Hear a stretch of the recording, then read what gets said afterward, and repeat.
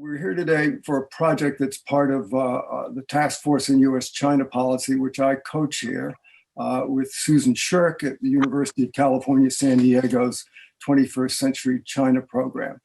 And this task force has been going on for 5 years, and its assignment is to try to keep a course correction on the policies of the U.S. government. And we've spun off several working groups to look at specific topics, such as Chinese influence, how high tech is both influencing and being influenced by China, and that this particular working group we're here to hear a report from today that is looking at the importance of the Transatlantic alliance in this new realm, namely the challenges that a more powerful, a wealthier, more assertive, even aggressive China is now posing. And I think we all can see a version of that. And I think the thing that brought us together last February were 11 countries gathered with 40-odd people in Berlin under the auspices of the Bertelsmann Foundation to consider this question of the China challenge and how countries in the Transatlantic Alliance and others could come together in a more effective way to have a more collaborative and collective approach to China. So that's our challenge, and we have a very interesting panel that will sort of discuss both the trend lines in China, what's going on there, what's going on in Europe, what's going on between Europe and America, and how might this be woven together in a better and more effective way to meet those challenges. Now, let me turn it over to Volker Stanzel, former ambassador from Germany to both Beijing and Tokyo, and our partner to say a few more words. Volker? Yeah, thank you, Orville. And ladies and gentlemen, dear guests, yes, I'm Volker Stanzel, former ambassador to Beijing and to Japan, and presently with the German Institute for International and Security Affairs. And I'll join Orville in expressing my appreciation for this exercise. I found it remarkably fruitful because the transatlantic relationship, as we all are aware, suffers from a number of well-known and deep and painful rifts. And we came to find that in the case of China policies, and that's in the case of the challenge China constitutes for both us Europeans and for Americans, we found that we actually see eye to eye with divergencies which are natural and inevitable. We see eye to eye on the most important aspects of the China challenge. And these are strategic competition. Maybe here convergencies reach farthest. These are human rights, obviously, including Hong Kong. This is subversive influence efforts. Of course, these are the economic topics, market access, IP protection, etc. We found less convergence on security and geopolitical issues. Now, I think this consensus we found, this discovery of this consensus, made for the success of this effort with our symposium and with the report. So I hope that you, our guests and our readers, will discover the logic, the solid foundation of that consensus. And of course, I hope that our findings will exert some sort of positive and lasting influence upon future China policies on both sides of the Atlantic. So I'll use this opportunity to express gratitude to the co-organizers, co-initiators of all of this, and of course today mainly to our excellent, extraordinary speakers that have agreed to join us, and to the moderator, Elizabeth Economy, who will now take over. Thank you. Thanks so much, Volker. It's great to be here. I'm Liz Economy from the Council on Foreign Relations, and I am delighted to have the opportunity to moderate this discussion on China and the transatlantic relationship against the backdrop of the launch of this really terrific report. If you haven't had a chance to read it, I would urge you to do so. I think it provides really important insights into the EU and US perspectives on China, where they overlap, where they differ. And as we look to the next stage of this relationship, I think it can help to provide a roadmap for thinking through how we can bridge the divides that exist with regard to our China policy. Certainly, there's no shortage of issues in our collective concerns about China, Chinese sovereignty claims around Hong Kong, South China Sea and Taiwan, the nexus between security and trade and investment, and of course, concerns about China's influence in international regimes and institutions of global governance. I'm sure we're going to be discussing many of these issues over the next hour. So without further ado, let me now turn to our panel. These three speakers, I think, are all well known to you. I will keep my introductions brief, but our first speaker will be the Right Honourable Lord Patten of Barnes, who's had an extremely distinguished career in the UK and EU governments. He's held a number of important positions, including the EU Commissioner for External Affairs, but of course, most relevant for today's discussion, the Governor of Hong Kong from 1992 to 1997. He's well known for trying to put in place a set of democratic reforms over the course of his tenure and has been an outspoken defender of democracy and human rights in Hong Kong ever since. Our second speaker is Julian Smith. Julie is Senior Advisor to the President and Director of the Asia and Geopolitics Programs at the German Marshall Fund. She earlier served as the Deputy National Security Advisor to the Vice President, and that will be the Vice President who may soon become the President. She has had a long and distinguished career herself working on defense and transatlantic issues, both in and out of government. And her service has been recognized by both the Medal for Exceptional Public Service from the Office of the U.S. Secretary of Defense and the Cross of the Order of Merit of the Federal Republic of Germany. Our third speaker is Reinhard Bu. Reinhard has been a member of the European Parliament for over a decade. He serves on the Committee of Foreign Affairs and is the chair of the European Parliament's delegation for relations with the People's Republic of China. He's also the head of the EU representation to the new Interparliamentary Alliance on China, which is dedicated in large part to the defense of universal human rights and the international rules-based order. Before I turn to Lord Patten, let me just note for our audience that as the speakers are delivering their remarks, you should feel free to place your questions in the Q&A box, which you will find at the bottom of your screen. I will hold all the questions until the speakers have finished, and then we'll get to as many as possible. And if you would like to address your question to one particular participant, please note that. Each speaker will have no more than 10 minutes, at which point my phone alarm, because I have no other mechanism of control for the group, will signal that it is time to conclude. So we have a lot to talk about, not much time. Lord Patten, if I could turn podium over to you. First of all, thank you very much indeed for inviting me to take part in this discussion. And I had a chance of looking at what I thought was an excellent report. I will bring, let me what our former Chancellor, Dennis, called a tour de gloss. A week or so ago, who was one of the architects golden age in Britain's relations with China, said when talking about how we manage our coronavirus, God willing, said, well, the last thing we should do is to pick a fight with China. And I wondered to myself what planet he was living on, because it seems to me that at the moment, China can't see a neighbor or a liberal democracy without trying to pick a fight with it. The reasons for that we might talk about a little later, but it does seem to me that we're dealing with a very different China, probably since 2013, since Xi Jinping came into power, than the one that I was used to dealing with, both when I was governor of Hong Kong and when I was a commissioner for external relations, dealing with Jiang Zemin, Zhu Rongji, and others, particularly in the discussions about access to the WTO. It does seem to me that at the moment, we see a China which is being extraordinarily aggressive and particularly, I suppose, taking advantage of the fact that the rest of us are distracted by fighting the coronavirus, which I think you can argue perfectly reasonably has been worse and has spread more rapidly and wide because China ignored the obligations that it signed up to in 2007 under the international health regulations, which itself followed the SARS epidemic before.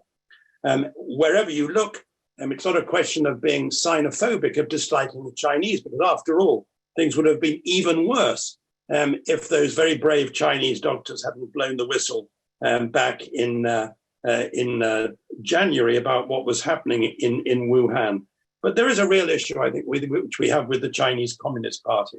And it's no good being put off talking about it by allegations that we are anti-Chinese or that we want a new Cold War.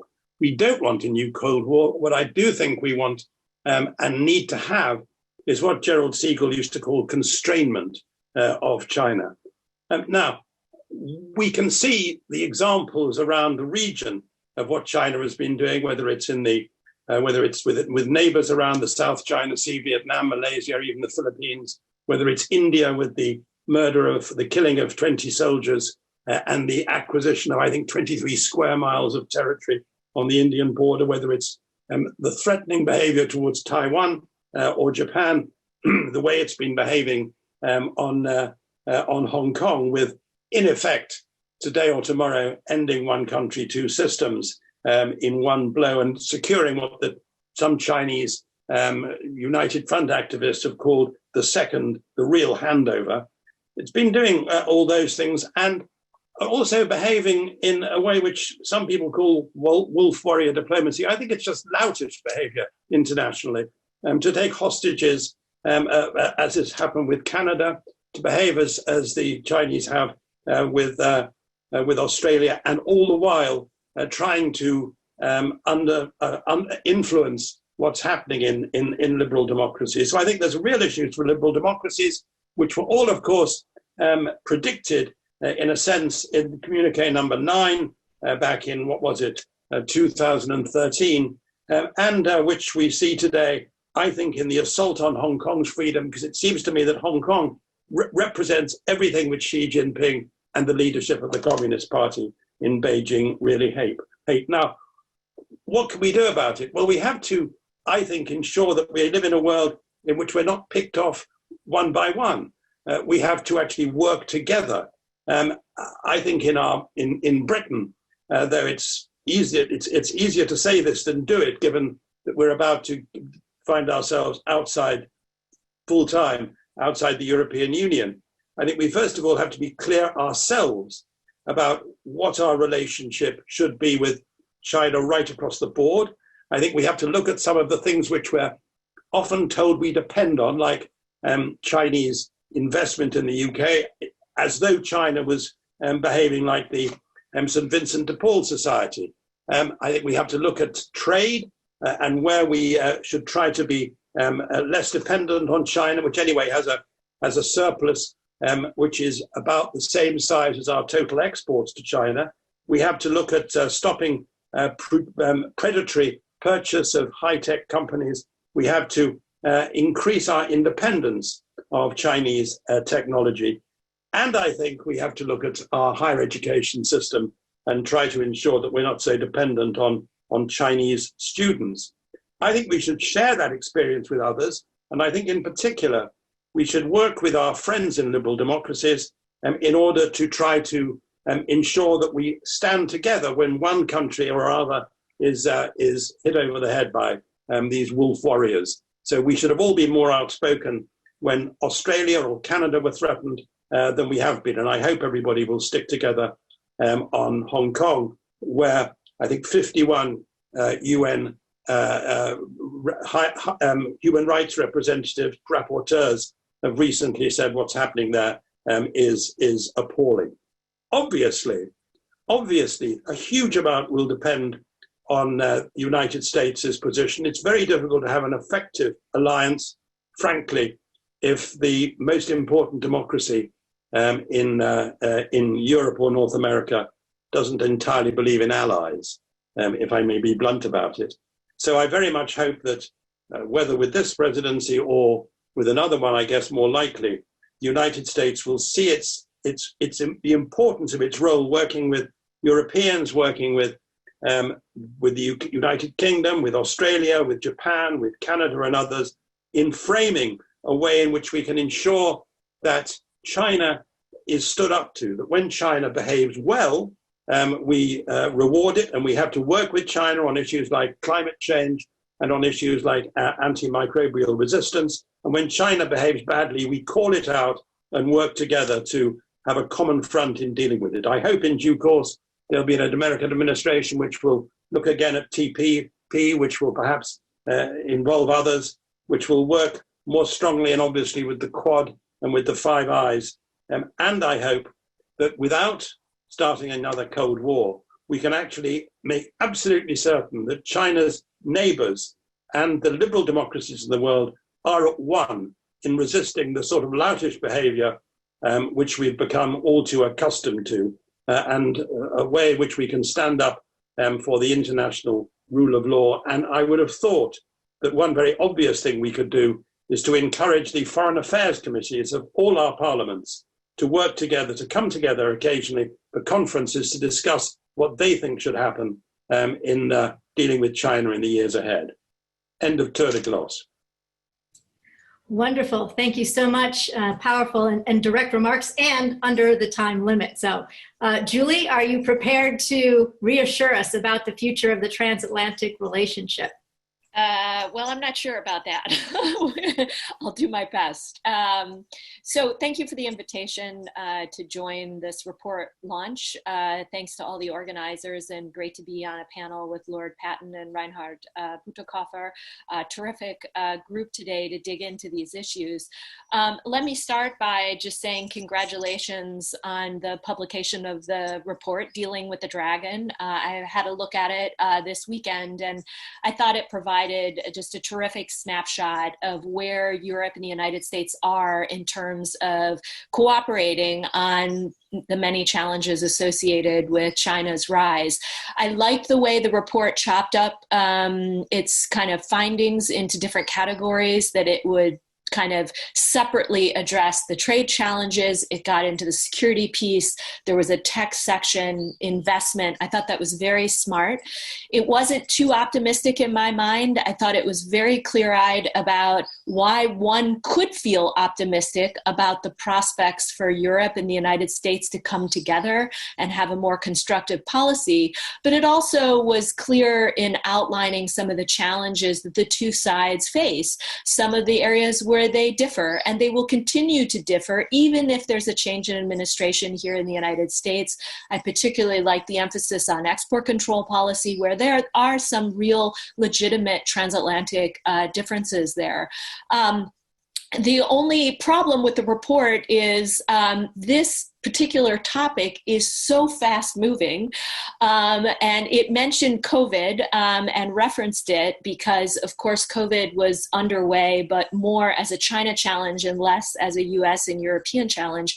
When I think folks were typing up this report, now we can fast forward to late June, and we're facing a slightly different situation. So what I wanted to do is just talk about quickly some of the challenges that have surfaced and some of the changes that have surfaced in the transatlantic relationship as it relates to China. And as anyone who's following this topic closely, I think we can all agree that it's been quite a roller coaster ride, where I've had moments of great hope that the dynamic is changing so that we could join forces and have a stronger, more coordinated policy. And I've had other moments in the last couple of weeks where I've started to sink into a very deep depression about our prospects to really come together. So let me take through a couple of those kind of changes that we've seen in recent weeks. So obviously, first we could start with COVID. And here the report references wolf warrior diplomacy, but now looking back over the last 3.5, 4 months about how Chinese diplomats and private sector investors have responded to the COVID crisis in Europe, the pressure that they've put on European governments to first thank them very publicly for the donations and the assistance that China has provided to European nations, but then this added ask for countries in Europe not to say anything critical about China, to not in some cases acknowledge that they received support from Taiwan, and in the case of the Czech Republic, enormous pressure to not even launch a new research agreement with Taiwan on the virus itself. So all of that was obviously a missed opportunity for our friends in China. They could have provided those donations and the assistance and then skipped the part where they included the very biting critique of the Western response to COVID and the threats for countries to say nice things about China's role in this virus. and they would have come out in a different spot. But instead, they opted for a different path. And the result of that has been very interesting. For those of you that missed the recent results from the ECFR report, you can see that European attitudes towards China have started to shift in the wake of the COVID crisis, some more negative feelings about China. But what's interesting here, and this is where I get depressed, is European attitudes towards the United States have also shifted in a negative way in terms of our inability to lead during this crisis and the poor response that you've seen inside the United States. So while some would initially say, oh, European attitudes are changing, maybe this opens up an opportunity for the transatlantic partners to come together, in fact, it's kind of pulled us all apart. And the sad result is the Chinese policymakers, the European policymakers, the American policymakers, our governments are not coming together to address this crisis. So that's kind of point one and the more depressing side of the ledger. In terms of what's happened in Brussels over the last couple of weeks, we've had a whole array of pieces of breaking news. We've had the EU's foreign policy chief making a whole array of statements that on one day seem to be very encouraging in terms of the grasp and of the nature of the challenge, and in other days very depressing. We had Borrell saying that he didn't want to side with the United States if Europe was forced to choose. We had Borrell also saying that he didn't want a new Cold War with China, understood, but also starting to back off from the language that was rolled out last year in 2019 that China is a systemic rival. And so all of that was a bit discouraging. And yet we just had this EU-China summit where von der Leyen came out on the scene and had very stark and forceful language of how she talked about China, very clear about defending the EU's human rights values, pushing China on Hong Kong. But the sad part of all of that is that there was no joint statement that came out of the EU-China engagement. And I think folks feel more depressed than ever in terms of the prospects for Europe and China to broker some sort of investment treaty by the end of this year during the German EU presidency. So again, what we've seen in Brussels over the last couple of weeks is a swing from one end to the other, where it seems like in 1 week, Europe is coming together to really address this challenge, which would make it easier to then craft a transatlantic policy. And then other weeks watching kind of Europe debate with itself the pros and cons of things like labels of systemic rivals, or even debates about decoupling, which are now bubbling to the surface. So on that front, we've seen tremendous change. Let me try to wrap up here quickly. Just on the US side of the Atlantic, I think we've seen the US also swinging. We had, Peter Navarro coming out and talking about the China deal being over. The Trump administration has walked that back, but we also had the Bolton book come out, which had some really interesting tidbits for our friends in Europe as they observe US-China policy. Bolton's claim that President Trump told the Chinese that he would be willing to get rid of kind of the criminal prosecutions against Huawei in the name of getting this trade deal then creates this feeling in Europe, well, maybe this whole Huawei thing is much ado about nothing. The president himself doesn't seem to be taking that very seriously. So these are all just some examples where we've seen this relationship between China, Europe, and the United States swinging in multiple directions over the last couple of weeks. And for those of us that would really like to see Europe and the United States come together and take on some of those categories in the report, the investment piece or the tech piece or the global governance piece, I think many of us are still feeling fairly pessimistic about that. And I'll leave it there. Thank you. Okay, so not a big optimistic sort of portrayal of where things are or even likely to go. Okay, Reinhard, up to you to inject a positive note in this, or maybe at least to take up Julie's point about why it is that we're seeing this swing within the EU, 1 week sort of coming out tough and next week kind of looking a little more accommodating. Well, thank you, first of all, Elizabeth, for allowing me to join this panel with Julie and Lord Patten.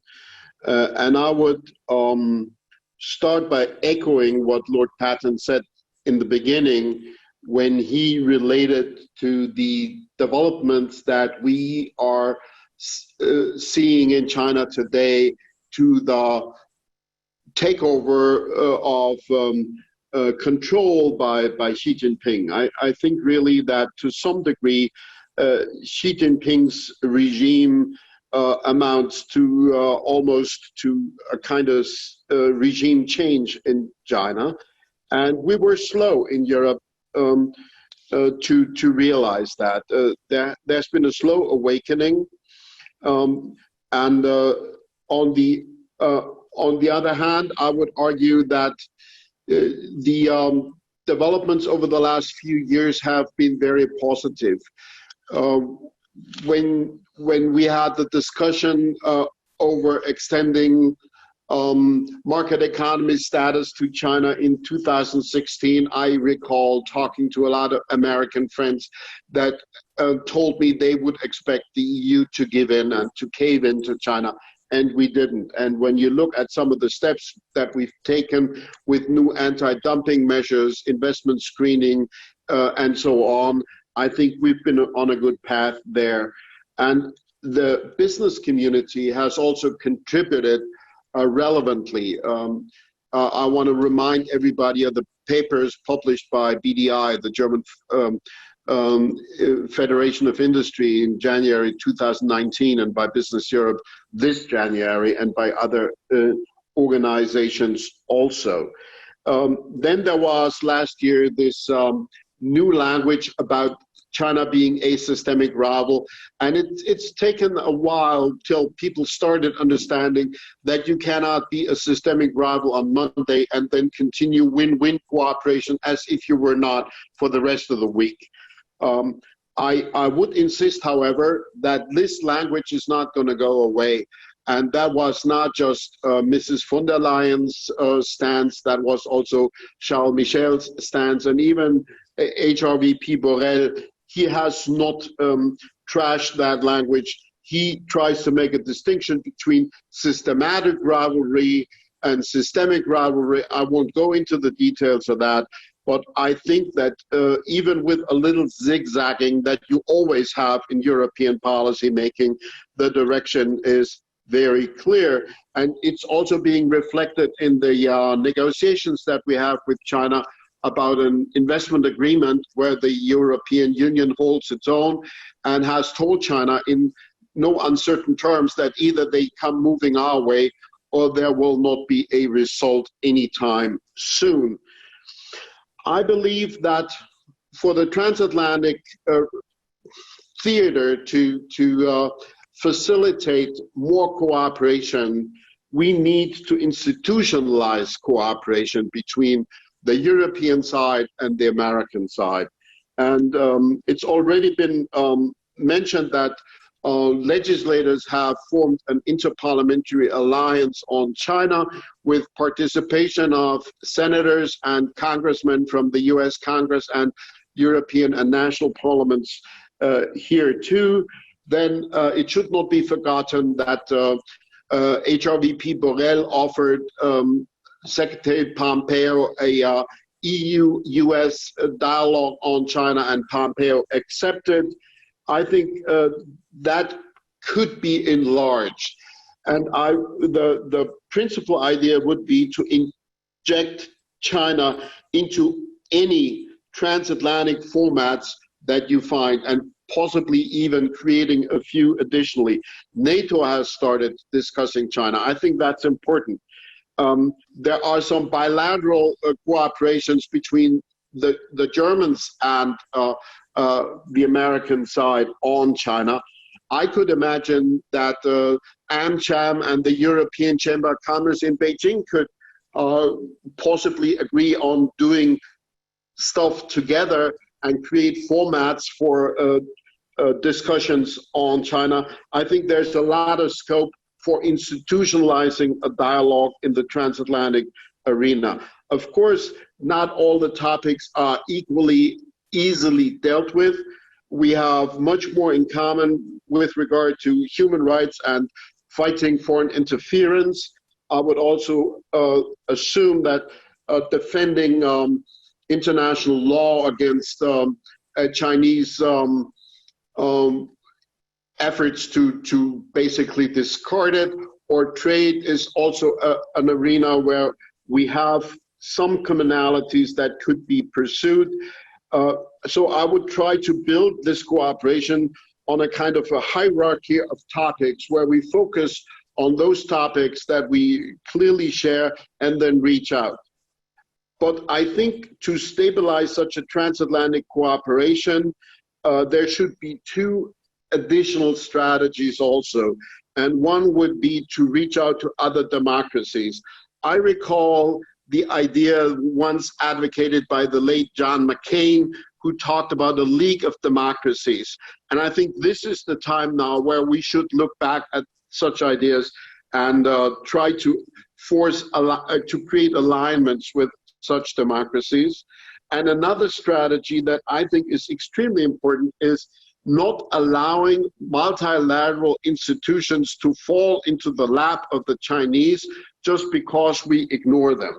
So looking at what happened at the WHA just recently is a case in point where the Europeans plus the Australians managed to get a resolution accepted with the support of even 50 African countries, while the US ran away from the table. I think this should be a newly emphasized commonality that we have to work on, that it doesn't help anybody to allow China to take even a more important role in multilateral institutions. In that regard, I think it was meaningful to observe that in the East Summit that we had between China and the EU did not just advance its own interest.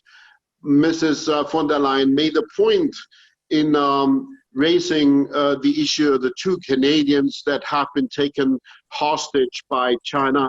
And I think there is a need to find practical ways of showing solidarity between democracies and of letting China understand that whenever they hurt our values and our interests, there will be a price tag.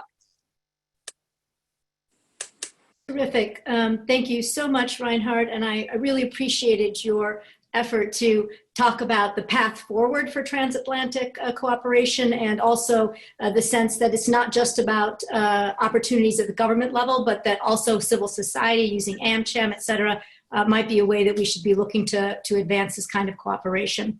Okay, so the Q&A box is open. Please feel free to submit your questions. And our first question comes from John Holden. Hi, John. And his question, if it is axiomatic that China's external behavior is importantly conditioned by domestic considerations, why has China been acting aggressively outside of its borders? What is the logic of domestic politics that enables wolf warriors? So maybe we want to start with Lord Patten. Do you have a few thoughts you'd like to offer on that question? Sure, but they'll be I hope, moderately intelligent guesses. I assume that part of the reason for China's aggressive behavior on the Indian border in relation to Taiwan, around the South China Sea, I imagine that the important reason for that is that the leadership are keen on whipping up nationalist sentiment because they're finding any appeal to the moral case for what they're doing is pretty threadbare. So I imagine it's a sign, in a way, not of Chinese Communist Party's strength, but that its nervousness about the existential risks to its control. It's certainly, the behavior has certainly done something which is, in my view, almost unheard of. As part of uniting so much of the world in criticism of what it's been doing, it's actually united the Conservative Party, which nobody else has managed to do for years. And you now find in Britain, from the right to the left of the Conservative Party and in the Labour Party as well, there is a growing sense of criticism of China and the way it's been behaving. And I guess that's something which will increase as there's more focus on forced sterilization in Xinjiang and as people look at what's happening in Hong Kong. So I think it's increased. The aggression is partly a result of the attempt to use nationalism to whip up public support. And paradoxically, what it's actually done is to whip up hostility to China in other countries. Great. Reinhard, do you want to offer a few thoughts on this as well? Well, I go along with what Lord Patten said, but I would add two more thoughts maybe. If you look at the COVID pandemic, I think it really is the first international crisis of any dimension where the United States have not tried to play a leading role over many, many decades. And China sees the distraction of American policy as an opportunity, as they also see the low level of unity vis-a-vis China in Europe as a window of opportunity. And I would assume that both our way of dealing with China around Europe and the way in which the US have been taking on China are seen as favorable, and they want to make maximum use of that and ingrain into the global understanding that their rise is irresistible. I think they bit off more than they can chew and digest, but that would be, I think, partly also because they saw our weaknesses and underestimated the resilience of democracies. Julie, do you have anything you'd like to add to that? Well, the only thing I would add is that I think in most cases, as Lord Patten mentioned, this has backfired and it's ended up unifying folks across the European continent. It's unified people across Washington, D.C. There are still differences among Democrats and Republicans as it relates to China, but I think some of China's actions in recent weeks has succeeded in bringing those two sides closer together. But I do think from a Chinese perspective, there are certain cases they could point to where some of the hostile behavior or this very biting rhetoric may have potentially had a positive impact for them. If you think about the news that broke about the EU softening some of the language in its disinformation report, and there's an investigation on that, we'll have to see kind of what that reveals. But if you take an example like that, I think the Chinese could conclude that at least in certain cases, maybe not with 100% accuracy, these threats and this posture that they're taking is at least giving some folks pause in how they publicly talk about China. So while we may conclude that it's kind of a losing proposition and this hasn't been a successful strategy, perhaps, and I'm guessing here, and Liz would be very interested in your thoughts on this, they could perhaps point to a few examples where they say, okay, we succeeded in kind of slowing down a process or putting the brakes on certain language, on our human rights abuses or other examples. Great, thank you. I will pass on the opportunity to speak because we have a lot of questions coming up in the question box, and this is about hearing from all of you. So our next question comes from Ishan Tarur, the question deals with Xinjiang. So the latest revelations from the AP about the forced sterilization in Xinjiang raise the specter of demographic genocide. Where does the plight of the Uyghurs fit in within the hardening geopolitical confrontation between China and the liberal democracies elsewhere? Lord Patten, this is something you've raised explicitly in your remarks. Perhaps you'd like to address this. Yeah, I've only read the AP report. I haven't read the whole report on which it's based. But I've been surprised for some time that the rest of the world has been as quiescent as it has been on what's been happening in Xinjiang. To their credit, the British Broadcasting Corporation, who are still allowed to operate in China, did some very, very good reporting on Xinjiang a few months ago, which made it pretty clear what a disaster was brewing. I hope that politicians will have more gumption in drawing attention to this in international fora and domestically. And I think that the more it's drawn attention to domestically, the more it's going to produce not only a toughening of attitude among politicians, but a toughening of attitude in terms of public opinion. Because we were talking quite properly about politicians taking a tougher line on China because of the way China is behaving. But there's a poll in one of our, done by one of our independent broadcasters today, which shows people are being asked what they think we should do after coronavirus. Less than 10% thought that it was important to try to get a trade deal with China. And 34% said that if we did any sort of trade deal with China, we had to pursue it with the greatest caution because, you know, the implication was you couldn't trust China. So I think that across the board, Chinese behavior is affecting attitudes in the public as well as among politicians. And I think Xinjiang will do more of that.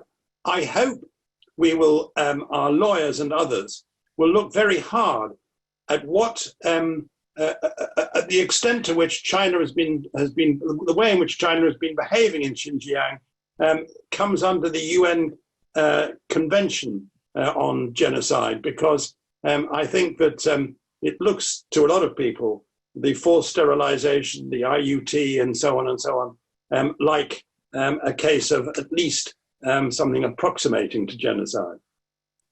Thank you. So Reinhard and Julie, Noah Barkin came in with a question along the same lines, but asking whether or not you would see that there would be a greater opportunity for US-EU cooperation on this issue. And maybe to you, Reinhard, why in fact the EU has not been as strong as perhaps it could have been on this particular concern. Well, I indeed see the necessity to take this much more seriously. We have seen the re-education camps, the surveillance state, the worst police state that we have on earth today in Xinjiang, the charade trials, the forced labor, and now the attempts to basically reduce birth through different means to limit the reproduction of the Uyghur population in Xinjiang. ASPI, the Australian Security Policy Institute, published a report in February indicating that more than 80 global brands and labels are in one way or another entangled with the use of Uyghur forced labor in different parts of China. I know that members of Congress wrote to those companies. I know that members of European parliaments and the European Parliament wrote to these companies. And I think this would perfectly be suited as a topic for collaboration. And IPAC, the Inter-Parliamentary Alliance on China, has raised the issue that AP just published. And indeed, we have to put pressure on our executive branches of government to pick that up also. But there is certainly a role for business. And I think this would bite. A lot of cotton from China is from Xinjiang. And if we make sure that the supply chains would be ruptured in order to make sure that we are not going to condone such practices, I think that could have an impact. Julie, do you have anything that you'd like to add?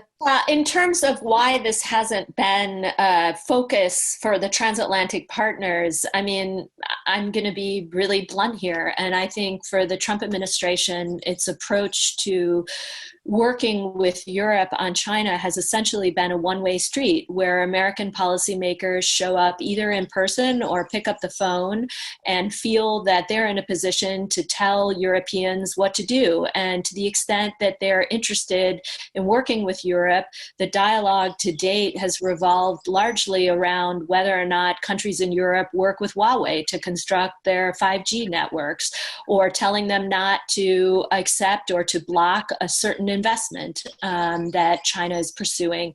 They have spent far less time engaging European friends and partners on human rights issues, far less time talking about things like Hong Kong, Taiwan, and yes, the situation with the Uyghurs. And I think some of the insights that were gained by this new book from John Bolton, Trump's former national security advisor, shows that at least the president himself, maybe not everyone working for him at the cabinet level, but the president seems far less interested. And in fact, if Bolton's accusations are true, we have a US president that was willing to give China a pass completely on the camps and all of the news that's breaking around the treatment of the Uyghurs. So I am not hopeful that this administration will seize the day and extend a hand to European allies to work with them on this values piece.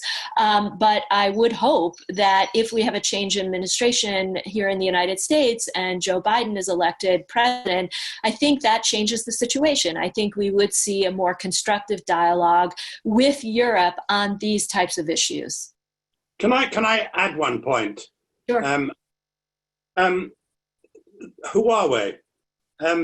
The work that Huawei does, and nobody denies it, in Xinjiang, I think Huawei tries to play it down in helping to develop the surveillance state there, has become a very, very live issue in British politics.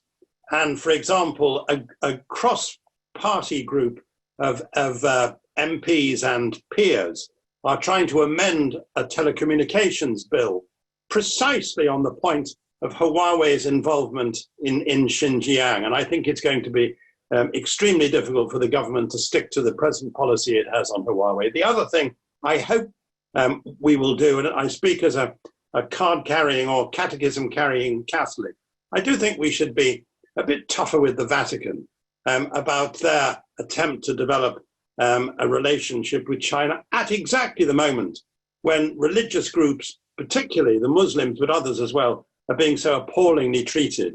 And the forced sterilization should be an issue which engages the Vatican, if nothing else does. Thank you for that. Okay, we have a number of questions. I'm going to try to move quickly through them and maybe just I have each one person answer each of them. So the next question comes from Robert Daly. Hi, Robert. The US now sees China primarily through a security lens, while Europe still sees China primarily through an economic lens. To what extent do these different frameworks limit transatlantic cooperation on China? What might it take to have Europe shift from an economic to a security or more ideological lens?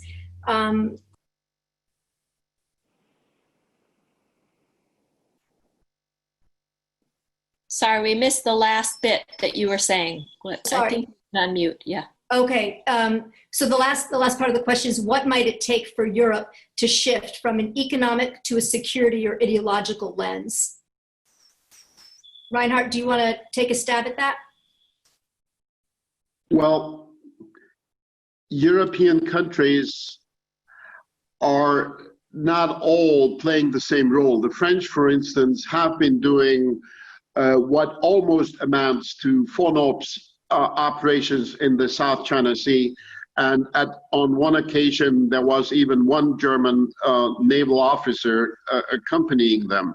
I would assume that the EU, a year and a half ago, when they offered their own ideas about cooperation with Asian countries on security issues, signaled that there is an interest in engaging on such topics.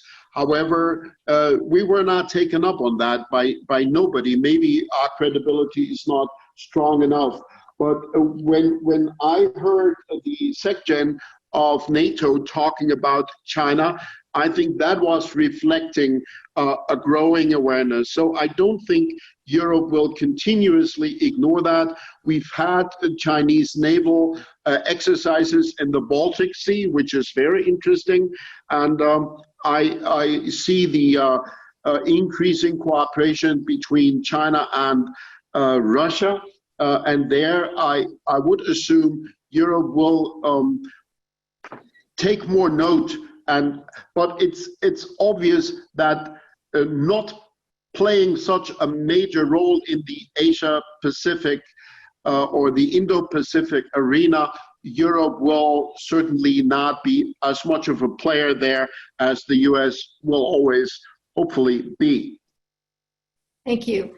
Our next question comes from Peter Michelson. How should the EU and US more effectively relate to nations in Southeast Asia that are also entangled with China, also Africa? Julie, do you have some thoughts on how the US and EU might cooperate and sort of on third parties? Yeah, this point came up earlier. I know Reinhard had mentioned it in his opening remarks. I mean, I think this is a point that, we can't state enough. The need for the transatlantic partners to widen their dialogue and stretch it beyond the transatlantic space and include other allies like Japan or allies like India, Australia, Korea. The list goes on and on. There are a whole host of countries around the world that feel like they're being forced to choose between the United States and China. I recently met with some folks from Indonesia. That was the first thing that they brought up. Please don't make us choose. Don't put us in this position. You hear this time and time again. So the degree to which the transatlantic partners can sit around at a table with other democratic allies in particular to look at challenges like connectivity or trade or the tech space. I mean, the list of possibilities are really endless. But I think this is the way forward, that first the transatlantic partners get their own house in order, get their own relationship, which is ailing on multiple fronts, back in a better space. And then from there, widen the circle to put other seats around the table. That is the way to succeed in grappling with some of these challenges. And lastly, just on the last question about security versus econ, I'm not that worried about the fact that the Europeans are not seized with some of the security challenges. There are reasons for that. We've dealt with that for a long time in the transatlantic relationship. I'm more concerned about Europe's kind of the frame in which they discuss this. Europe tends to take a more tactical approach. They take individual issues and debate them often in isolation. I think the US has a more geostrategic outlook on its relationship with China. So the degree to which I see a mismatch, it's more in the strategic versus tactical instead of security versus economic. Just wanted to add that. Terrific point. And maybe some of that could be ameliorated if we started to frame things as functions of norms as well. So if the issue becomes preserving freedom of navigation, that then might engage more European countries in areas like the South China Sea, for example, where some European countries have been engaged. Okay, we have a number of questions, so we're really going to have to try to move quickly. Here's an interesting one, I think, from Lei Guang from UC San Diego. We have found in recent surveys that there's a significant increase in the Chinese citizens' support for the government among all social groups after COVID. How should the EU and US foreign policymakers take the quotation marks Chinese people factor into account? And I think this is important in particular because, in the United States, we spend a lot of time now distinguishing between the Chinese people and the CCP. But I think what Lei's question sort of suggests is maybe some issues, it doesn't actually make sense to distinguish between the two. So who'd like to take that question? Well, very briefly, we obviously have to avoid playing into the Chinese Communist Party's main point that any criticism is of China and the Chinese people, not of the policies that are being pursued by the Xi Jinping regime. And it's very important for us to go on making a distinction between China and that.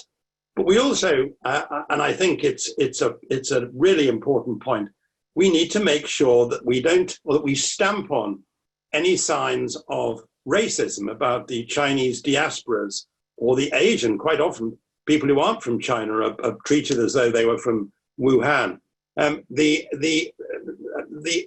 way the diaspora is treated in our countries, and that's made more difficult by the way that the United Front very often tries to play them or manipulate them, and the way it tries very often to play and manipulate groups of Chinese students.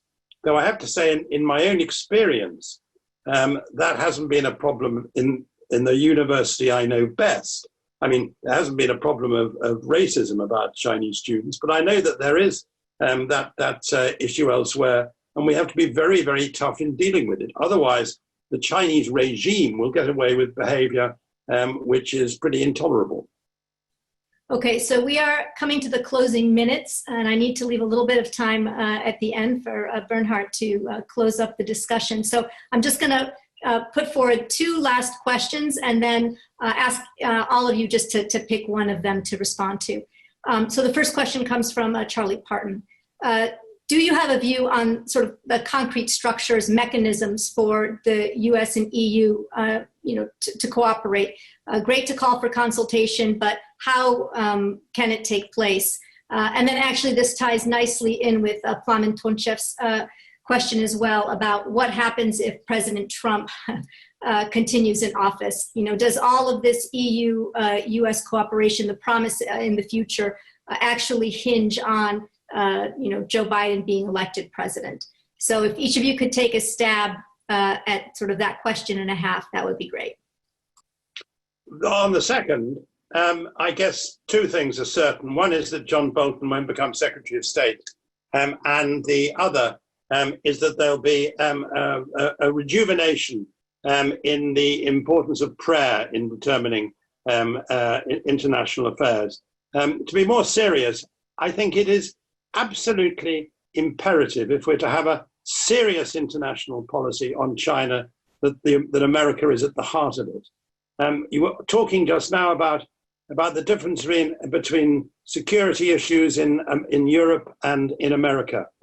The truth is that Europe is always at its strongest when it's dealing with economic, trade, aid, regulatory issues, and usually at its least effective when it's dealing with security issues as the European Union, or when it's dealing with issues away from its own neighborhood. It's always best dealing with its own neighborhood, and always best when it's on economic and trade and aid issues. And it can do more there, for example, in helping some of the casualties of the Belt and Road initiative.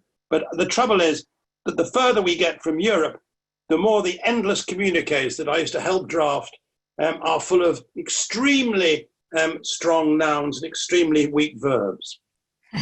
Thank you.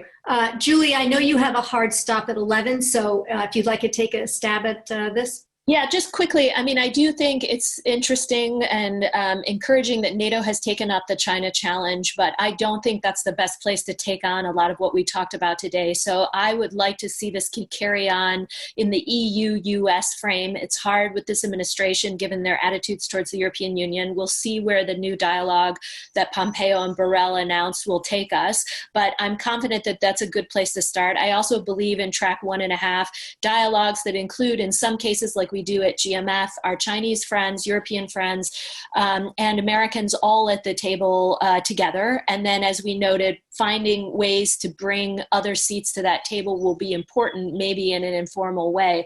In terms of Trump, I mean, I do think Europe will move towards its own third way approach. There'll be less cooperation on these challenges. I think Europe will take a kind of go it alone. They'll find their own voice and their own policies on China. And my hope for more transatlantic cooperation, I think, will dip if we see a second Trump term. Okay, and Reinhard, last word to you. Well, I would second what Julie just said. I would hope that parliaments could play a major role in those dialogues, because parliaments are more at liberty to really talk tough. As regards Mr. Parton's question, I would say I still have some hope in some Republicans in the Congress, of which I know they do think that allies are something valuable. And so far they have been allowing President Trump to get away with trampling on allies. I would hope that regardless of who gets elected, they would think better in the future. Thank you. So let me first apologize to all the people in the audience whose questions I was not able to get to. Let me thank our panelists for, I think, a really fascinating discussion. And I hope that it also encourages all of you to get out and read the report. And let me just now turn it to Reinhard Bu for some final remarks. Thank you very much, Elizabeth. While I try to wrap this up, I would ask all of you watching on Zoom or on YouTube or on Facebook to take your attention away from the screen and go to the Asia Society or Bertelsmann Stiftung website and download the report. While I say thank you to all the people who need to be thanked for today, mostly our fantastic speakers, Lord Patten, Julie Smith, Reinhard Bu, tikofer, our moderator, Elizabeth Economy. And of course, I'd also like to thank everybody who has contributed to this report. It was drafted by David Chambo, Orville Schell, Evan Medeiros, Volker Stanzel, and myself, but it really draws on the expertise of over 40 experts on China in the US and in Europe. We've heard in this discussion that the China debate is moving very fast, but a lot of the arenas that we cover in the report and that we talked about today are arenas that we have been very busy following for many years. And whatever the breaking news is, finding sustainable solutions among ourselves and with China is going to be key for the future. Thank you all very much for discussing with us today, and please take the discussion further as soon as possible. Thank you.